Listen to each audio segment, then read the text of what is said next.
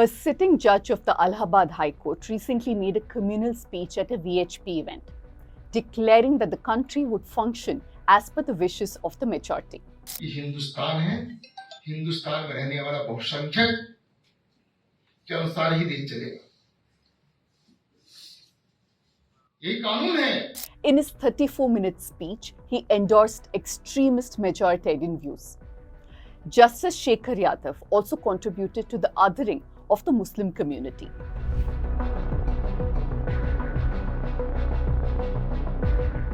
The judiciary is often seen as the final safeguard for upholding constitutional values.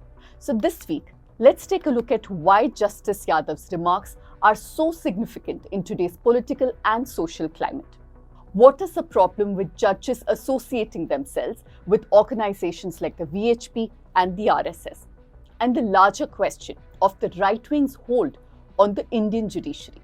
Let's break it down.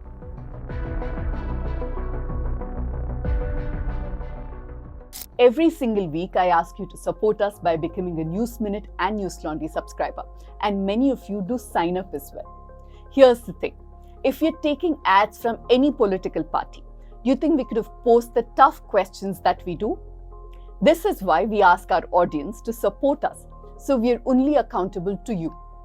This December, you can gift a subscription to anybody, either for Christmas or New Year, and make sure that you start 2025 by proudly supporting journalism that's independent, fearless, and speaking only for you.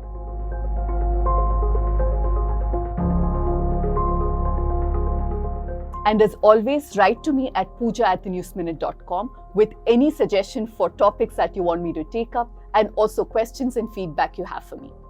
Allahabad High Court Judge Justice Shekhar Yadav spoke at an event organized by the legal cell of the VHP and gave a lecture on the Uniform Civil Code. In his speech, he claimed the country will function according to the wishes of the majority.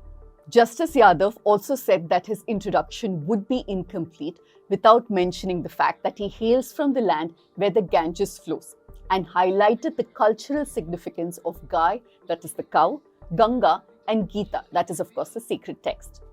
In a deeply controversial statement, he asserted that children should be taught to identify themselves as Hindus first. He also used a word to describe the Muslim community that is perceived as a slur, and made discriminatory comments against Muslim children. Let's start with the fact that a sitting High Court judge attended a VHP event. Now, VHP is an organization often linked with divisive ideologies, and Justice Yadav speaking at the event violates the judicial responsibility to remain impartial and uphold constitutional values, because judicial ethics demands strict neutrality. His endorsement of the majoritarianism directly contradicts India's constitution, which was designed particularly to protect the rights of all citizens, regardless of their religion and community. In his judgments too, Justice Shekhar Yadav has made his politics clear. In September 2021, he denied bail to a man accused of slaughtering a cow, stating that cow should be declared the national animal of India and that protecting cows should be a fundamental right of all Hindus. Later, in October the same year, he suggested that the Indian Parliament pass laws to respect Hindu gods and make texts like the Gita and Ramayana part of the school curriculum. These remarks are not accidental misstatements. They reflect a carefully crafted worldview. And Justice Yadav is not the only judge of the Indian courts to have made such communal statements. A few months ago, a Karnataka High Court justice referred to a Muslim majority area in Bengaluru as Pakistan during a hearing. In 2019, at the Tamil Brahmin Global Meet held in Kochi, Justice Chidambaresh called on the Brahmin community to oppose caste-based reservations. Justice S.R. Sen from the Meghalaya High Court has said that India should have been declared a Hindu nation at the time of the partition. When sitting judges make such remarks, they do not merely express their personal political preference, but actively erode public trust in the judicial system's ability to deliver unbiased justice. Similarly, when Justice Chittaranjan of the Calcutta High Court, in his farewell speech, openly declared his long-standing association with the RSS, it raised significant questions about the perception of neutrality within the judiciary. When lawyer Victoria Gowrie was appointed as an additional judge of the Madras High Court, there were questions raised on her impartiality. And 21 Madras High Court lawyers protested her appointment, citing instances of alleged communal speech, when she referred to Islam as the Green Terror and Christianity as white fear. She'd been a party secretary of the BJP for a while. Since the 1990s, India has used the collegium system for judicial appointments, where judges appoint other judges. Though the system has its own problems, it is supposed to assume a certain level of judicial neutrality. Before that, for example, during Indira Gandhi's time, the political ideologies of judges was a major factor in their appointments. In his book, Supreme Whisperers, advocate Abhinav Chandrachud highlights one such example.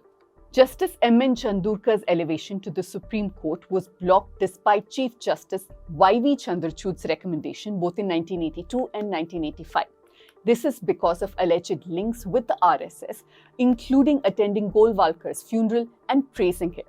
And this raised concerns in Indira Gandhi's government. But over the years, magistrates and judges openly linked to the right-wing organizations have taken charge in many places across the country. A Caravan investigative piece from October showed the RSS legal front's ABAP's increasing hold within the judiciary. ABAP reportedly has over 15,000 members and reflects its founder Dattopant Tengadi's vision of a Hindu-centric state. Tengadi believed that secular governance should not interfere with traditional systems like caste and religious practices. And with this worldview, the ABAP has been pushing for constitutional and legal framework rooted in Hindu nationalism. And today, ABAP members hold key leadership positions in bar associations, the judiciary, and even the parliament. At least 9 of the 33 sitting Supreme Court judges have attended ABAP events. Prominent figures like former Supreme Court Judge Adarsh Kumar Goel and Union Environmental Minister Bhupendra Yadav have been linked to ABAP. While the association presents itself as apolitical, its actions often reveal its ideological focus.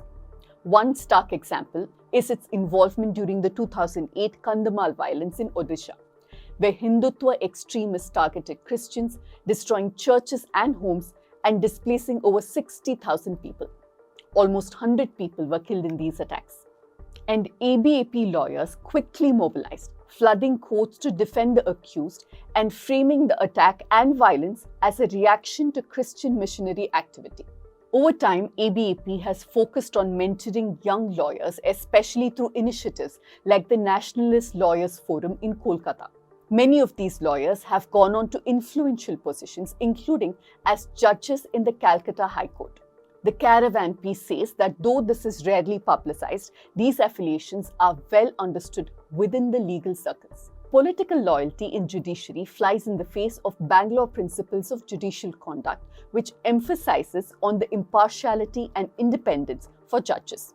It was framed in 2002 under the leadership of the Chief Justice of India, and it is centered around 6 key values that includes independence, impartiality, and integrity.